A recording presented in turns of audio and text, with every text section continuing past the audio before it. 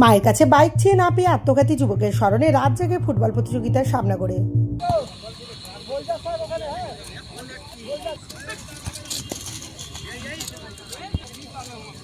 মায়ের কাছে ৩ লক্ষ টাকা মূল্যের মোটর বাইক চেয়ে না পেয়ে অভিমানে মঙ্গলবার রাতে আত্মহননের পথ বেছে নিয়েছিল বছর ২৫-এর এক যুবক।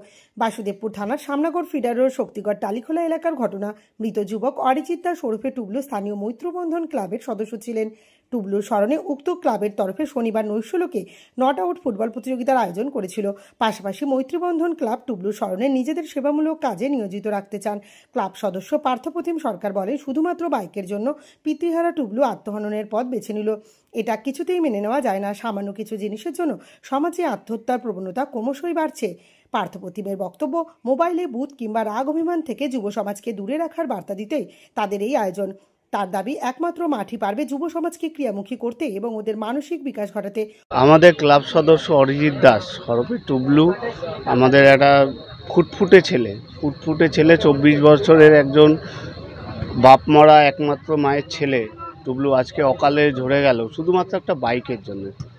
সেই উদ্দেশ্যে আমাদের ফুটবল খেলা ৩ দিনের মধ্যে আমরা এই খেলাটার আয়োজন করেছি এই কারণেই যে আপনারা দেখবেন যে এখন প্রতিটা ছেলে পেলে যুব সমাজ এতটাই মোবাইলে আসক্ত যে ৩০ মিনিটের রিলস, ১৫ মিনিটের রিলস, ২০ সেকেন্ডের রিলস, ১০ সেকেন্ডসের রিলস, তারা হচ্ছে মোবাইল দেখে ১০ সেকেন্ডে জীবন শেষ করে ফেলছে।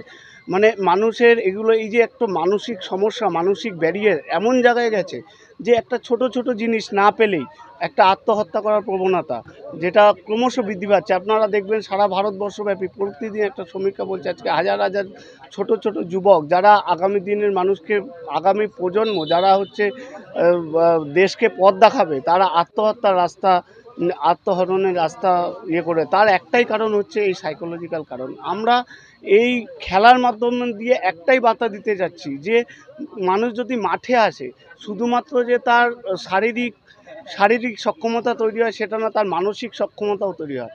তার সে এই সব জিনিস থেকে অত্যন্ত তার মানসিক দৃঢ়তাটা সেই মাত্রায় পৌঁছাবে যাতে অন্তত এই সব কাজ করার আগে দুবার ভাববে।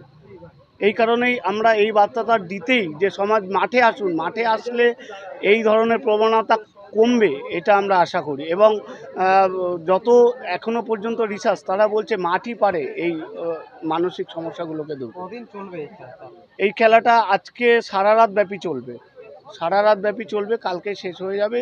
যে আমরা সময়ও বেশি নষ্ট করিনি কারণ এই উইকেন্ডে যে একদিন দুদিন ব্যাপী শর্ট মানুষ তো এখন বেশি কিছু ধৈর্যই নেই যে মানুষ কোনো কিছু সারাক্ষণ ধরে দেখবে, 2 দিন ধরে 5 দিন ধরে আগে মানুষ দেখতো, কিন্তু মানুষের ধৈর্য কম। সেই হিসাবে ধৈর্য কম হলেও যে আমরাও সেটাকে টেন্ডেন্সি নিয়েছি যে ঠিক আছে চলো 24 ঘন্টার মধ্যে মানুষ অন্তত মাঠে এসে তার মানসিক দৃঢ়তা তৈরি হোক। তার জন্যই আমরা এই বার্তাটা দেওয়ার জন্যই আমরা মাঠে ডেকেছি সবাইকে। আমরা মাঠে এসেছি, আমরা থাকবো সারা রাত। অপরদিকে ক্রীড়াপ্রেমী শিবু সরকার বলেন, ইদানিং খেলাধুলার প্রতি যুব সমাজের আগ্রহ অনেক কমে গিয়েছে। মোবাইলে বিনোদনমূলক কাহিনী দেখতে তারা অভ্যস্ত হয়ে পড়েছে, যার ফলে ওদের মানসিক চিন্তাধারা অনেক পাল্টে গিয়েছে। তবে টুবলুর ঘটনা থেকে শিক্ষা নিয়ে তারা এলাকার যুব সমাজকে মাঠমুখী করার পরিকল্পনা নিয়েছেন, কারণ একমাত্র মাঠই পারবে খারাপ চিন্তাভাবনা থেকে যুব সমাজকে দূরে রাখতে। রাত ব্যাপী যে খেলাধুলা, এই যে নিউ জেনারেশনের ছেলেপুলে খেলার প্রতি আগ্রহ আছে, এইটাকে আরও জাগ্রত করার জন্য আজকে আমরা সারা রাত্রি ব্যাপী এই খেলাটার আয়োজন করেছি। কারণ আমাদের একটা ছোট্ট ভাইপো বলা যেতে পারে, এই অরিজিৎ দাস, ডাকনাম টুবলু, তাকে স্মরণ করে এই 3 দিন 4 দিনের মধ্যে যে খেলার আয়োজন করেছি, মানুষের কাছে এই বার্তাটাই পৌঁছাচ্ছি আমরা যে ইয়ং জেনারেশন মোবাইলের ভেতর বা নেশাগ্রস্ত জায়গায় না গিয়ে মাঠে যদি আসে তাহলে তাদের শুধু স্বাস্থ্য শিবির বলে কথা না, সমস্ত দিকে মানসিক দিক দিয়ে তৈরি হবে, স্বাস্থ্যের দিক দিয়ে তৈরি হবে, সমাজের ক্ষেত্রে একটা কাঠামো তৈরি হবে। এই উদ্দেশ্যেই আজকে সারা রাত ব্যাপী আমাদের এই নকআউট ফুটবল প্রতিযোগিতা। এটা সামনগর মৈত্রীবন্ধন ক্লাব, শক্তিগড় টালিখোলা।